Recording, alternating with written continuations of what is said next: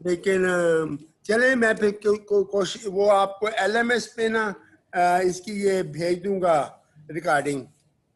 Okay sir, okay. ठीक है, तो सर जितनी बाकी का पुरानी भी रिकॉर्डिंग होंगी ना वो सारी आपको LMS पे मिल जाएंगी। Thank you sir, thank you. वो काम बहुत ज्यादा होता है तो दिन में इतना टाइम मिलता है कि उनको भी मुकम्मल किया जाए। जी बिल्कुल। हाँ जी, अब आप मुझे ये बताएं कि लास्ट टाइम हमने कहाँ पे इसको खत्म किया था?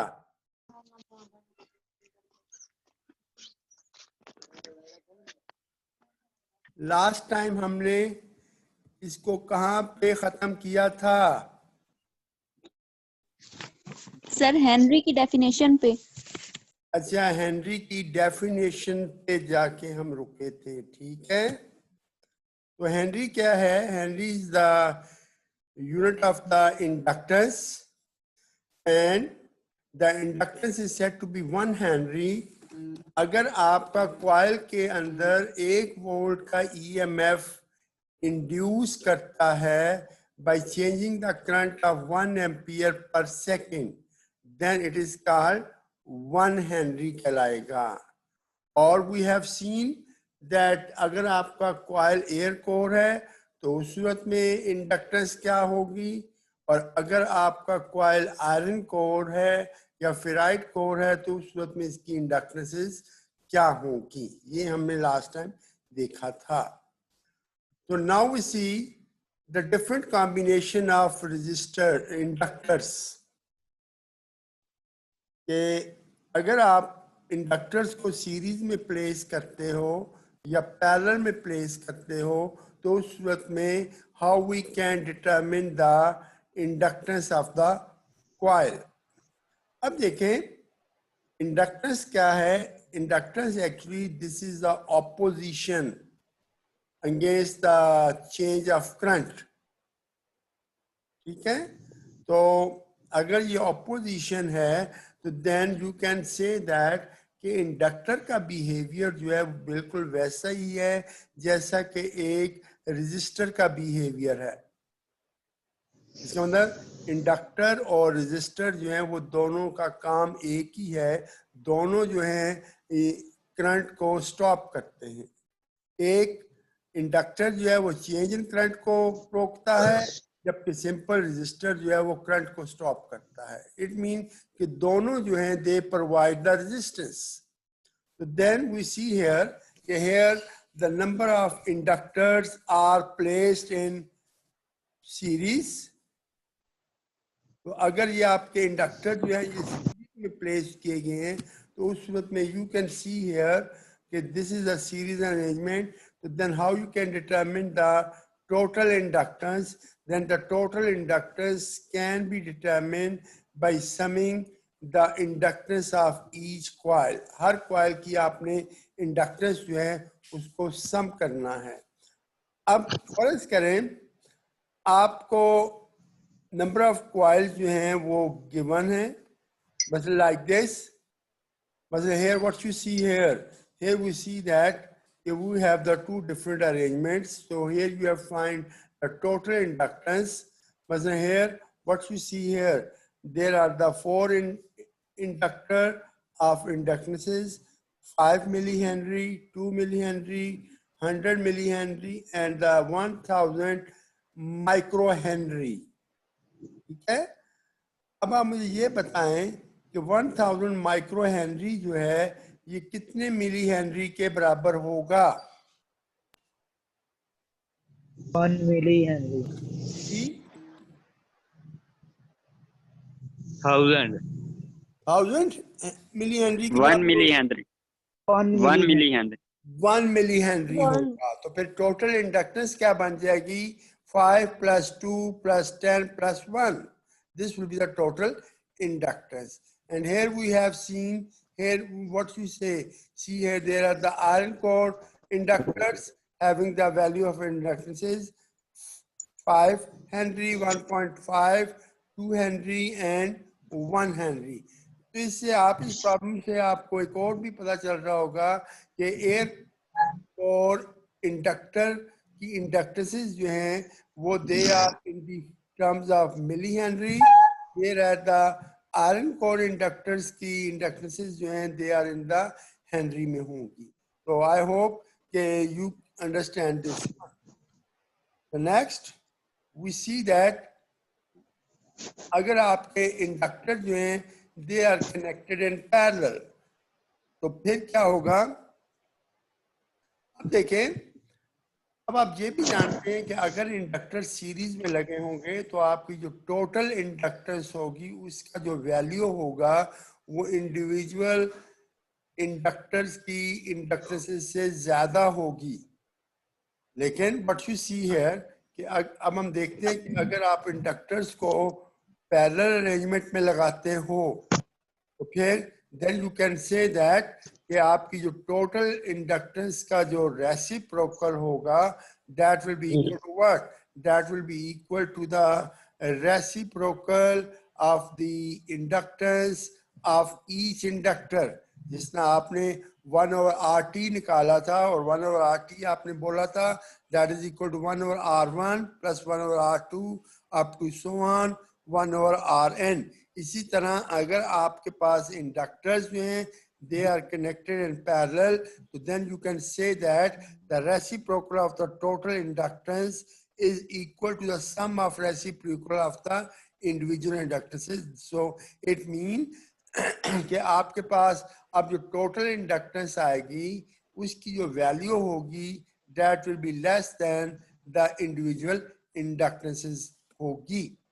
So we can write in this way. The LT can also be in this way, that is the 1 over 1 plus L1 plus 1 over L2 and so on. And how we can calculate? Here we can calculate total parallel inductance.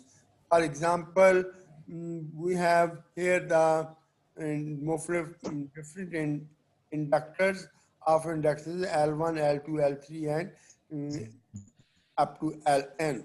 So is अब देखें, sometimes you also see that we have the combination of inductors in series and parallel. वो भी हम देखेंगे आगे जाके कि अगर सीरीज और पैरेलल हो तो फिर कैसे किया. जाहिर है अगर इंडक्टर सीरीज में लगे हुए हैं तो उनकी टोटल आप इंडक्टेंस निकालोगे और जब पैरेलल लगे उनकी टोटल इंडक्टेंस निकालोगे और फाइनली आप दोनों को सम कर दोगे. So here we have to find the total inductance of the following circuit. Here we have what? Here we have inductances of 10 millihenry, 3 millihenry and 2 millihenry. So what you will write? You will write 1 over LT is equal to 1 over 10 plus 1 over 5 plus 1 over 2. तो इससे आप total inductance जो है वो determine कर सकते हो. हाँ जी, एनी क्वेश्चन? यहाँ तक कोई चीज पूछनी हो किसी ने?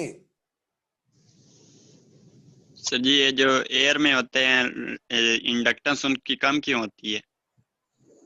एयर की इंडक्टेंस कम इसलिए होती है क्योंकि उसकी जो परमेबिलिटी है वो कम है, यानी उसकी परमेबिलिटी की वैल्यू जो है वो नियरली 1 होती है. लेकिन अगर आप आयरन कोर लोगे तो उस सूरत में उनकी जो परमेबिलिटीज है that is taken as the mu r. Mu r होता है that is called the relative permeability. और रिलेटिव परमेबिलिटी क्या होती है? That is a ratio of mu over mu naught. ठीक है, तो उससे आप देखेंगे कि उनकी परमेबिलिटी की वैल्यू जो है वो ज्यादा होंगे. वो मैं आपको कहीं एक टेबल भी दिखा दूंगा जिसमें आप you will see that the different values of the permeabilities. Yes sir. Yes. Next we have inductive reactance. अब देखें, शुरू में मैंने आपको क्या बताया था? शुरू में मैंने आपको ये बताया था कि इंडक्टर जो है ये कौन सा कंपोनेंट है? एसी कंपोनेंट है, डीसी कंपोनेंट है? AC component. Is inductor is the AC component or a DC component? AC component. DC component. AC component है सर जी. एक कह रहे हैं AC है, एक कह रहे हैं DC. को डिसाइड एक करें.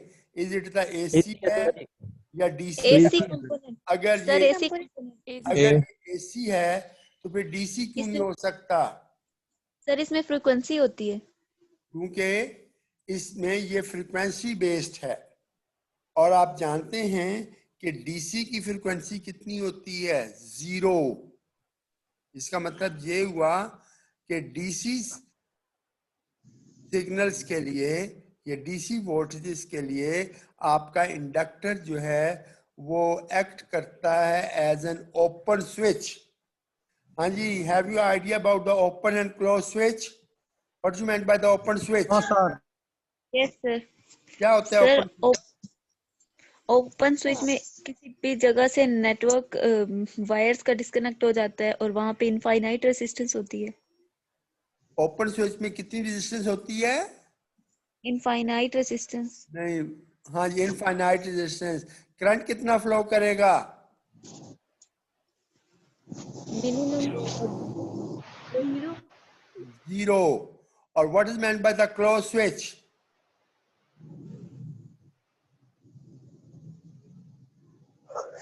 सर जिसमें ओपन जिसमें करंट ना हो. फ्लो करता है, रेजिस्टेंस कम होती है. क्लोज स्विच में रेजिस्टेंस कितनी होगी?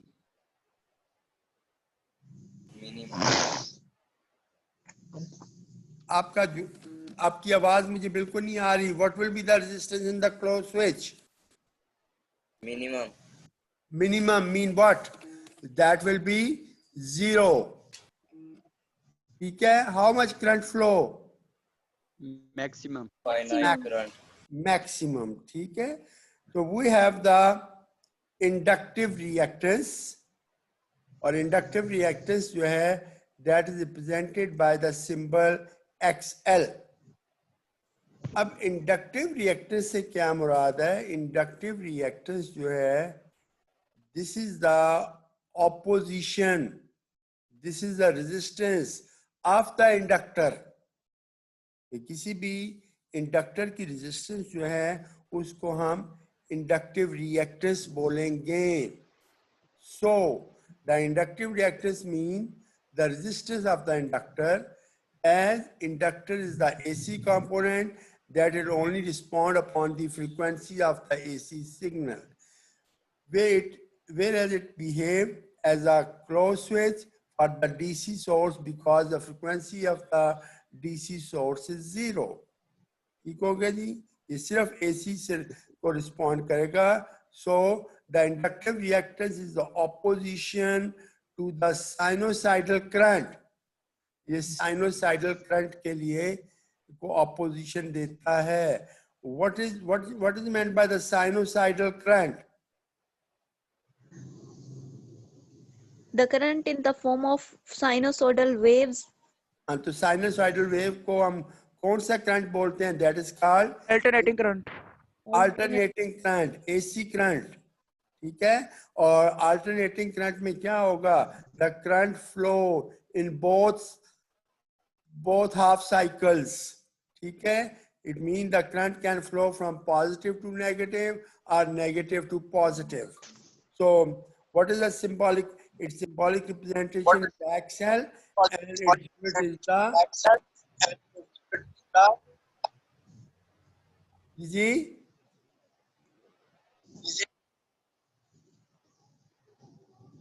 भैया आपकी आवाज बिल्कुल नहीं आ रही.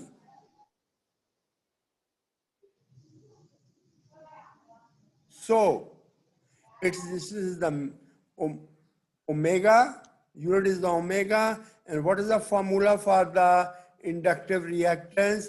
The formula for the inductive reactance that XL is equal to 2 pi FL. Here F represent the frequency of the sinusoidal current, or frequency of the signal, and L represent the inductance. So in this way, you can determine the inductive reactance. Let me see here an example. Let me say here we have a sinusoidal voltage of 10 kilohertz. It's 10 kilohertz किस चीज का unit है? Frequency. That is a frequency. Okay? a sinusoidal voltage of 10 kilohertz is applied across an inductor of inductance 5 millihenry. Determine the inductive reactance. It means that you have to find the inductive reactance, and here both the frequency and the inductance is given. The frequency is the 10 kilohertz, whereas the inductance is the 5 millihenry. So what you see here मिली और kilo जो है ये दोनों आपस में cancel हो जाएंगे. क्यों कैंसिल हो जाएंगे जी? 10 raised क्योंकि power 3 and 10 10 raised raised power power 3 minus और वो ऐड हो 10 जाएंगे. raised power minus 10 raised power plus 3 और 10 raised power minus 3 क्योंकि यूनिट्स होंगे, इसी they will cancel with each other. So in this way you can find the inductive reactance and that unit will be the ohm. ठीक है, मसलन this is the problem here. You have a figure like this और उसमें आप देख रहे हैं कि we have 10 kilohertz, that is 10 into 10 is power positive 3 hertz, and 5 millihenry mean 5 into 10 is power minus 3. So what will be the unit? This will be equal to the 314 ohm hoga. So this is the way to calculate the inductance of the inductive reactance of the coil. The next we have calculate the inductive reactance offered by the coil of inductance 250 microhenry to the radio frequency current of frequencies 1 megahertz to the 10 megahertz. ठीक है, आपने इनकी इस frequencies पे देखना है कि अगर फ्रीक्वेंसी 1 मेगाहर्ट्ज हो तो फिर आपके पास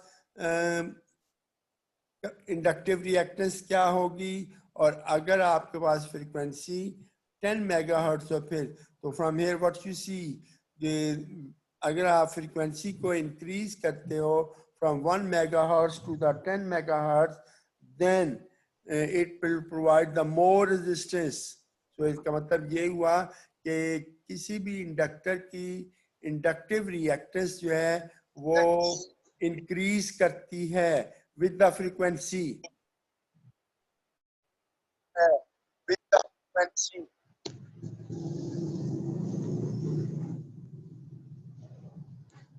And now we see that. Hello, आवाज नहीं आ रही मुझे आपकी, तो क्लियर होके बोला करें. Now we see that what is the reactance for series and the parallel inductors.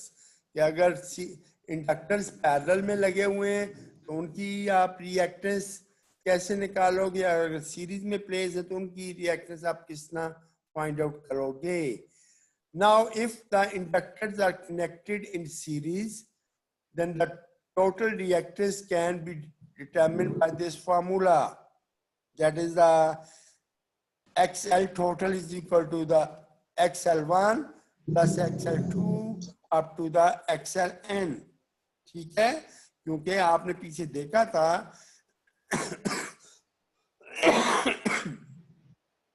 कि अगर इंडक्टर्स जो हैं they are connected in series तो उनकी जो टोटल इंडक्टेंस है वो तमाम इंडक्टर्स की इंडक्टेंसेस का सम होगा. इसी तरह अगर आपके इंडक्टर्स जो हैं ये सीरीज में प्लेस हैं तो उनकी जो टोटल इंडक्टिव रिएक्टेंस है वो तमाम इंडक्टर की इंडक्टिव रिएक्टेंस के सम के बराबर होगा. तो here XL1 represent what, it represent the inductive reactance of the coil L1, XL2 represent the inductive reactance of the coil L2 and so on. ठीक है जी. लेकिन अगर ये आपके पैरेलल में लगे होंगे तो उस सूरत में क्या होगा, अगर आपके ये पैरेलल में लगे हुए तो then you can determine the total inductive reactance like this, that is the 1 over 1 divided by XL1 plus 1 over XL2 and so on. इस तरह आप ये इंडक्टेंसेस जो हैं वो डिटरमिन कर सकते हो।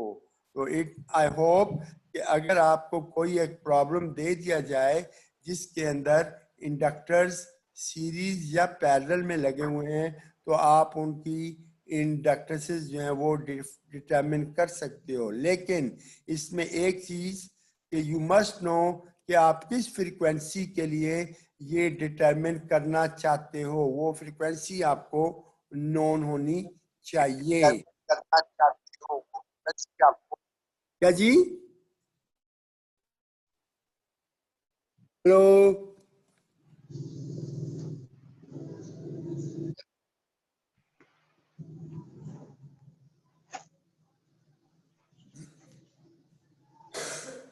जी आप बताएं, what was the question? Sir जी एक बच्चे ने ऐसे ही माइक ओपन की हुई है सर जी, क्वेश्चन नहीं है उसका। अच्छा वैसे ही ओपन किया हुआ है यार।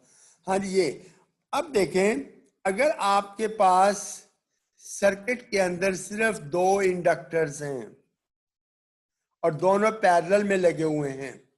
अब देखें, पीछे आपने देखा था कि अगर किसी सर्किट में 2 रेजिस्टर्स सिर्फ पैरेलल में लगे हुए हैं तो उस सूरत में उनकी जो टोटल रेजिस्टेंस थी वो आपने डिटरमिन की थी by the formula R1 R2 over R1 plus R2, ये निकाला था ना।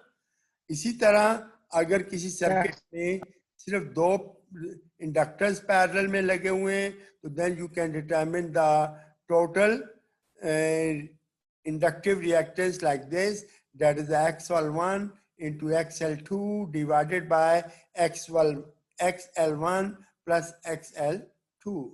This is a technique to determine the total inductance for this one. Masalan, here we have the simple problem here. First, what is the total reactance of the following circuit? 2 circuits आपके पास बने हुए हैं।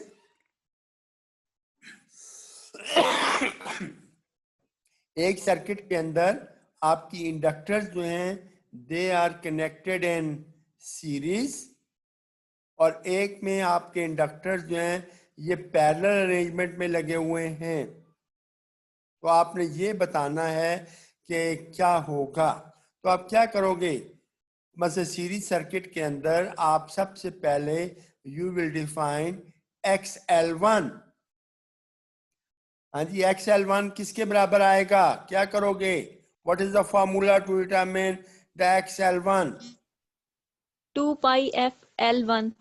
Yeah, 2 pi FL1. It means here the frequency is the 200 kilohertz, जो कि आपको known है, ठीक है। इसी तरह आप XL2 निकालोगे 2 pi FL2, ठीक है। और अब आप जानते हैं कि सीरीज में टोटल इंडक्टिव रिएक्टेंस जो है that will be equal to the sum of the reactance of each coil. So what you have here XL1 plus XL2। जबकि दूसरे सर्किट में क्या है, आपके पास 2 इंडक्टर्स हैं और दोनों पैरेलल में लगे हुए हैं। तो इस now you can determine the total inductance by the formula XL1 into XL2 divided by XL1 plus XL2। इस तरह आप इनकी इंडक्टेंस टोटल रिएक्टेंस जो है वो डिटरमिन करोगे। यहाँ तक anything else?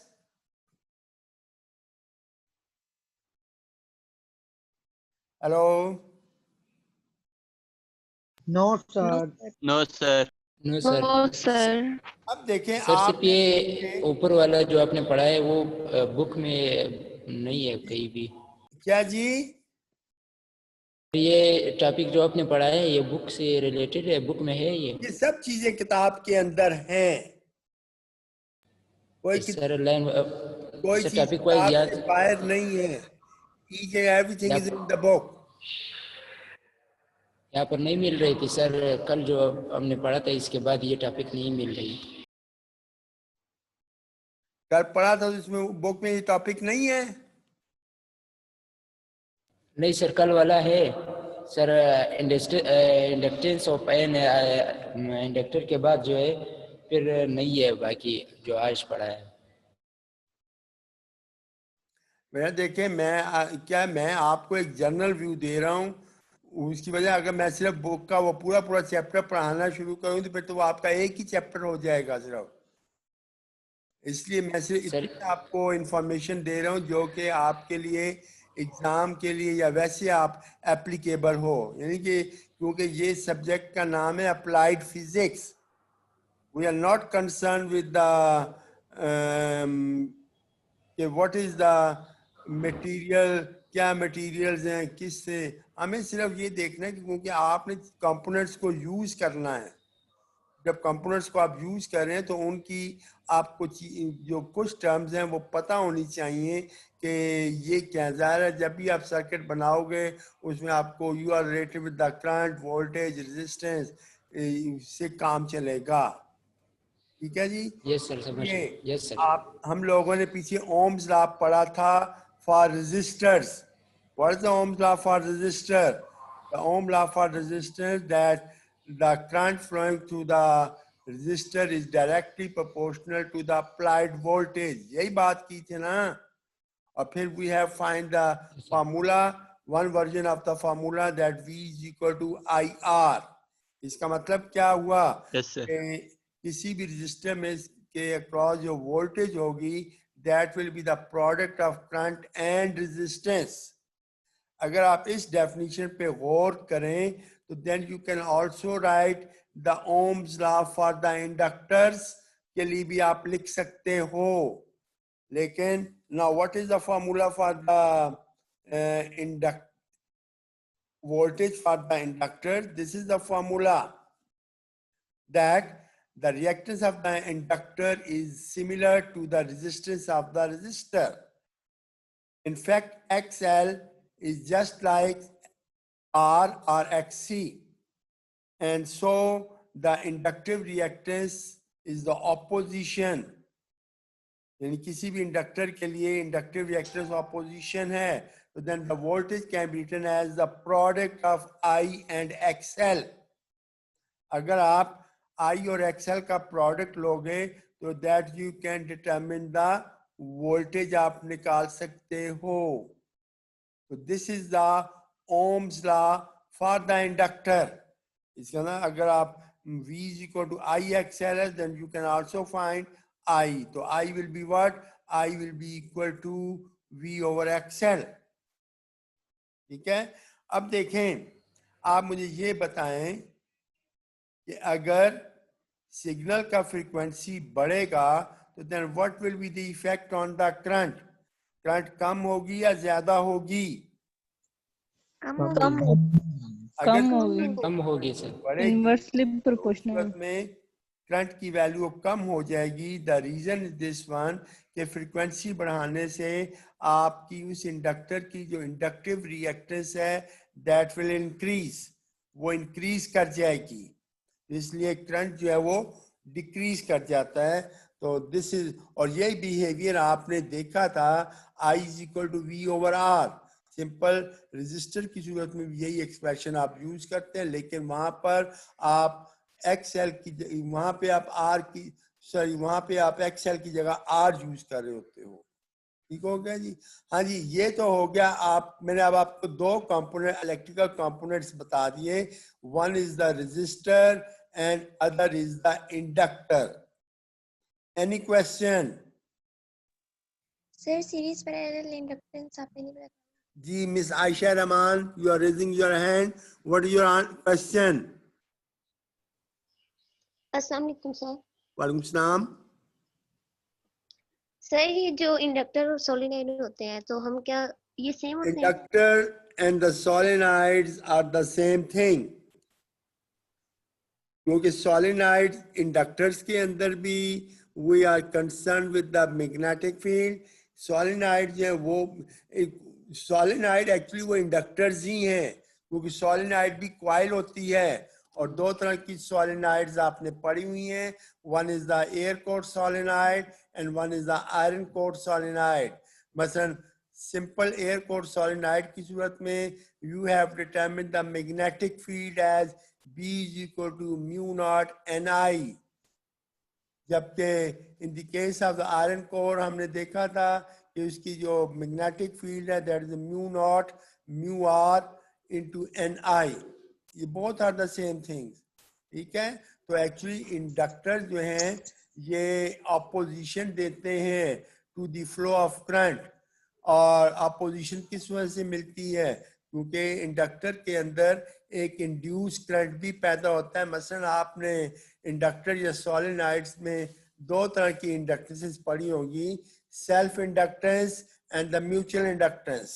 तो उसमें सेल्फ इंड्यूस हो जाता है, तो जिसकी वजह से हम कहते हैं कि वो these are the same। तो actually the other name of the inductor is the solenoids, उनको हम solenoids ही बोलते हैं, ठीक है जी।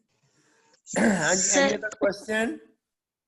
सर जो हमने इंडक्टेंस निकालने का फॉर्मूला पढ़ा है फॉर आयरन कोर, तो वही हम फेराइट इंडक्टर्स के साथ भी यूज कर सकते हैं? आप वही यूज करोगे, the same formula is used, ठीक है। Yes, sir. वो सूरत में हमने क्या लिखा था, L is equal to mu naught mu r, क्योंकि जाहिर फेराइट्स की म्यू आर की वैल्यू कुछ और होगी और आयरन के लिए म्यू आर की वैल्यू कुछ और होगी, क्योंकि आपका जो फेराइट्स हैं, आप दूसरे लफ्जों में कह सकते हैं दीज आर द मिक्सचर है ऑफ टू थिंग्स।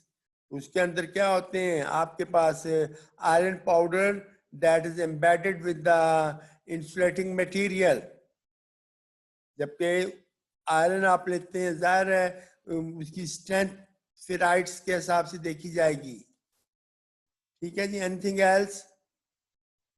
हाँ जी, there are two participants are raising their hand. What is their question? Sir series parallel combination में इंडक्टेंस क्या होगी? जी बेटा जरा ऊंचा बोले। सर सीरीज पैरेलल कॉम्बिनेशन में इंडक्टेंस क्या होगी जब कॉम्बिनेशन